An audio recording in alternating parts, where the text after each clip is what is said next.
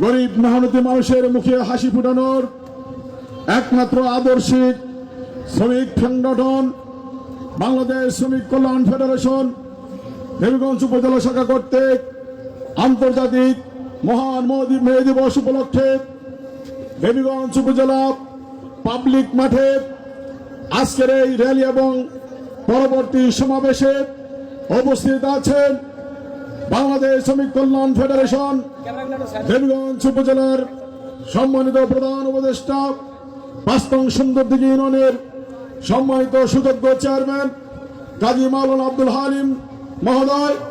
আজকের এই অনুষ্ঠানে উপস্থিত আছেন বাংলাদেশ জামাত ইসলামী কেন্দ্রীয় সংগঠন কর্তৃক বোদা দেবীগঞ্জ তথা পঞ্চগড় 2 আসনে মনোনীত এমপি পদপ্রার্থী বোদা উপজেলার সাবেক সফল উপজেলা চেয়ারম্যান পঞ্চগড় জেলা ভাটা মালিক সমিতির সম্মানিত জেলা সভাপতি আলহাজ সুফিউল্লাহ সুফি উপস্থিত আছেন। আজকের এই সমাবেশের সম্মানিত সভাপতি দেবীগঞ্জ উপজেলা শ্রমিক কল্যাণ ফেডারেশনের শ্রমিক নেতা রাসেল আহমেদ সহ উপজেলা ইউনিয়ন নেতৃবৃন্দ ট্রেড ইউনিয়নের নেতৃবৃন্দ সহ আগত সম্মানিত শ্রমিক ও সুধী মণ্ডলী সকলের প্রতি আন্তরিক সালাম।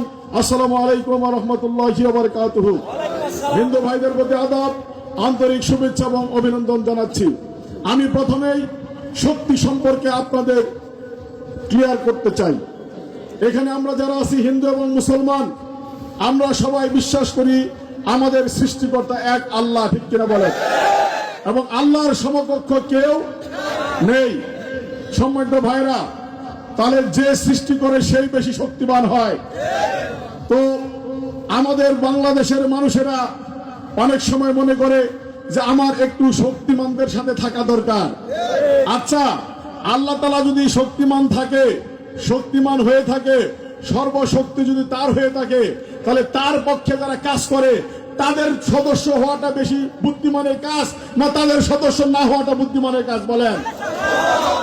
তাদের সদস্য হওয়াটাই বেশি বুদ্ধিমানের কাজ। আপনাদের মাথায় আমি এটা ক্লিয়ার করতে চাই, কি মুসলমান কি হিন্দু।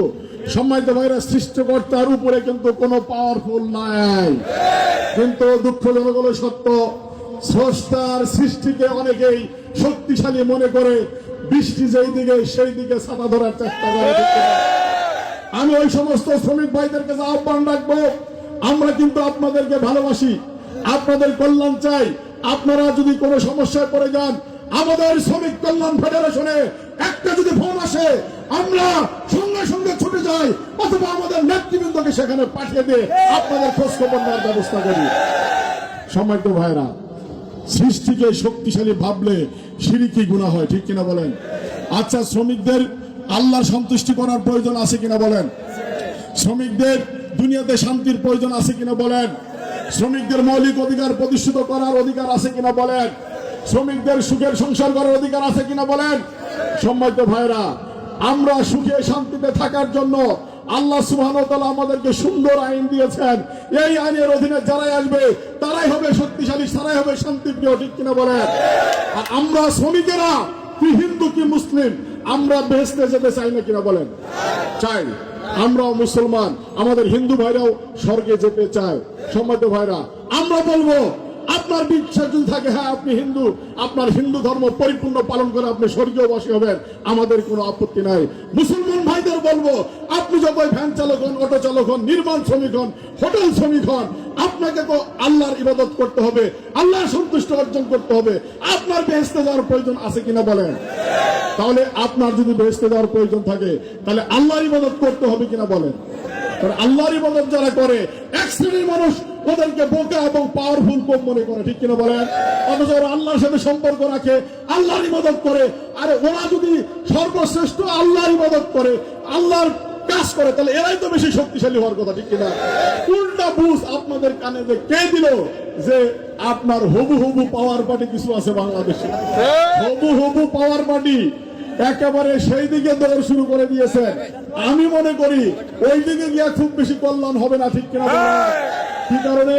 যাদের ভিতরে 15.5 বছরের ক্ষুধা, ওরা তো আগে ভক্ষণ করবে, শ্রমিকদেরকে আগে খাওয়াবে না, ঠিক কিনা? আমরা বিশ্বাস করি দেবীগঞ্জ উপজেলার শ্রমিকেরা খেটে খেতে জানে, পরিশ্রম করে আয় করতে জানে। এই উপজেলার শ্রমিকেরা আপনার 15 বছর থেকে না খেয়ে নাই, বরং যারা হাঁটতে পারে না, পরিশ্রম করতে পারে না, তারাই আজকে 15 বছর থেকে না খেয়ে আছে, তারাই আজকে লুটপাটের চিন্তা করছে। আমি হঠাৎ করে বলতে চাই, অটো চালকদেরকে কেন বছরে 5,000 টাকা চাঁদা দিতে হবে? কেন এই 5,000 টাকা আপনি কোথায় রাখবেন, কোথায় ব্যয় করবেন? এই হিসাব শ্রমিকদেরকে দিতে হবে, ঠিক না? আমরা বলতে চাই, সংগঠনের নামে শ্রমিকদের উপর নির্যাতন চলবে না, চলবে না, চলবে না। আপনি যে সংগঠনই করেন, সংগঠনের পূর্ব শর্ত হচ্ছে শ্রমিকের কল্যাণ, জনগণের কল্যাণ, মানুষের কল্যাণ, দেশের উন্নয়ন, দেশের উৎপাদন। সংগঠনের পূর্ব শর্ত নয় ধ্বংস। তাহলে আমরা যদি সংগঠন করি, যেই সংগঠনই করি না কেন, সেই সংগঠনদেরকে কেন শ্রমিকদের উপর জুলুম নিপীড়ন করা হচ্ছে? শ্রমিকদেরকে হুমকি দেওয়া হচ্ছে যে আপনাদেরকে রাস্তায় চলতে দেওয়া হবে না, চেন দেওয়া হবে না। আমি আমাদের শ্রমিকদের বলে দিতে চাই, এই পিচ ঢালা কালো পথ বাংলাদেশের সরকারের, এই সরকার কোন দলের নেতা কর্মীদের নামে লিখে দেয় নাই, ইজারাও দেয় নাই। এই সরকার, এই রাস্তা হচ্ছে জনগণের। কেউ যেন খবরদারি করে আমাদের শ্রমিকদের হুমকি না দেয় যে রাস্তায় উঠতে দেব না। আপনারা ঐক্যবদ্ধ হন। শ্রমিকদের হাত পরিশ্রমের, এই হাতে অনেক শক্তি। এই শক্তিশালী হাত যদি ঐক্যবদ্ধ হয়, আমি মনে করি ছোটখাটো যেগুলো লোভ করতেছে, যেগুলো খাওয়ার ধান্দায় আপনাদেরকে কষ্ট দিচ্ছে, আপনাদেরকে ভয় প্রদর্শন করছে, ওরা পালিয়ে আপনার যেতে দিশা পাবে না, ঠিক কিনা বলেন? সুতরাং আপনারা ঐক্যবদ্ধ থাকবেন। তাহলে আপনারা আগে বেশি শক্তিশালী না সৃষ্টির যারা আনুগত্য করে ওরা বেশি শক্তিশালী? বলে আল্লাহর যারা আনুগত্য করে তারাই বেশি শক্তিশালী। সুতরাং পাওয়ারফুল কারা, আপনাদেরকে আমি এই বর্ণনাটা দিয়ে গেলাম, সম্মানিত ভাইরা।